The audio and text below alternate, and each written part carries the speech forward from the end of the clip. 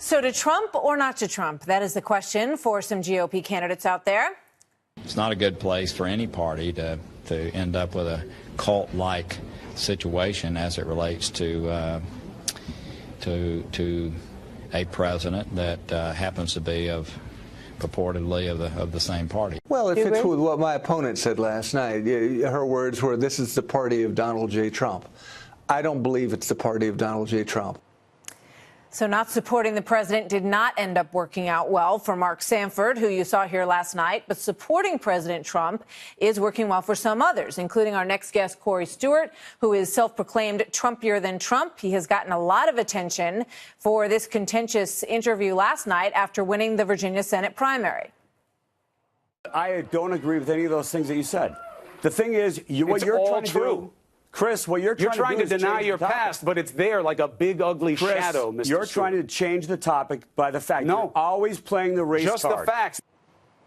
So it is going to be an interesting ride for Virginia Republican Senate candidate Corey Stewart. Thank you very much for being here. Good to have you tonight. Yeah, my pleasure. Thanks a lot, Martha. So, obviously, the subject that you were arguing with him last night at CNN is going to continue to come up when you have debates, when you're going through this process. The questions about people that you have associated yourself with in the past have been written about on the Daily Wire and the Weekly Standard. Paul Nehlen is one of the names that is in there, and he has been harshly criticized for anti-Semitism. You once called him a hero. You said that you were inspired by him. Will you discount that? Do you reject that? What's your answer to that, sir?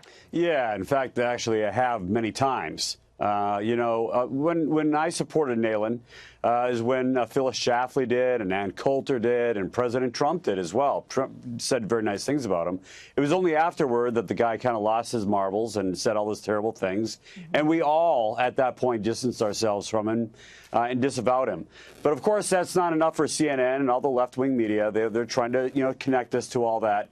And the reason they're trying to distract from the main message, which is this, and that is that President Trump is strong, he's getting stronger, and those of us who have tied ourselves to President Trump and who have vowed to support his policies are winning. We're winning in the primaries, and we're going to increasingly win as we get closer to November. I think that by that point, we will have a red tide because of the popularity of President Trump. You may be right about that. One more question, though, before I move off of this topic, because Paul Nehlen, you're right, did not it wasn't revealed that he had made these anti-Semitic comments when you said such glowing things about him. However, he had already said that he believed that all Muslims should be deported from the United States. Do you agree with that? No, not at all. Now, not every person that you meet with, and you meet a lot of them in politics, you don't do a background check on everybody, and I certainly would not agree with that. I've got a very good relationship, in fact, with the Muslim community and the community that I serve right now. So in terms of the Trump campaign, you were involved with the Trump campaign. You were fired from the Trump campaign in 2016. But now the president is supportive of you. He wrote a very nice tweet about you, congratulating you on the campaign the other night. And you have made it very clear that you want very much to be closely aligned with him as you move forward in this campaign, correct? That's exactly right. Look, he's had a tremendous string of successes here.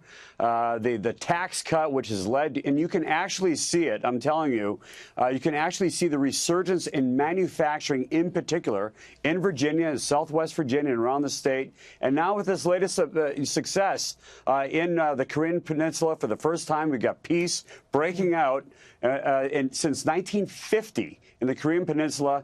And you can't argue with that success. You're going to run against Tim Kaine in the state of Virginia. Obviously, it's going to be a very tough race. It's always a tight race in Virginia. So tell me what, just very quickly before you go, what's your main strategy? What do you think his weakness is? That he hasn't done anything. I mean, Tim Kaine's been in office for 6 years. He's accomplished absolutely nothing. Not a single, even the Democrats admit, not a single accomplishment in the past 6 years. The only thing he's done is to run for vice president, and he didn't even do a good job at that. All right. Corey Stewart, thank you very much. Congratulations on your win, and thanks for answering the questions tonight. We'll see you soon.